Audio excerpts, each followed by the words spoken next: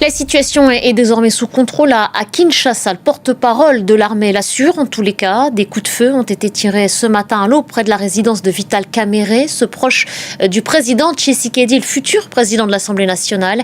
Au moins 2 policiers ont été tués selon un bilan encore provisoire. La correspondance d'Aurélie Bazaraki-Bangoula.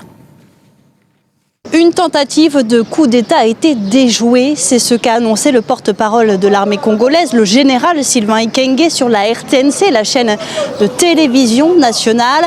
Alors selon plusieurs témoins, des hommes lourdement armés ont attaqué au petit matin la résidence de Vital Kamerhe, ministre de l'économie allié du président Tshisekedi.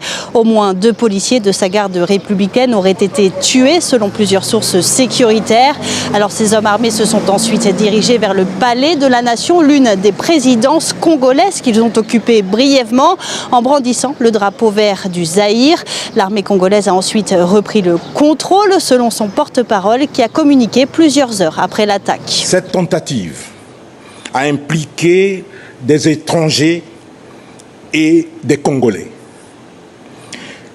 Ces étrangers congolais ont été mis hors d'état de nuire, leurs chefs y compris.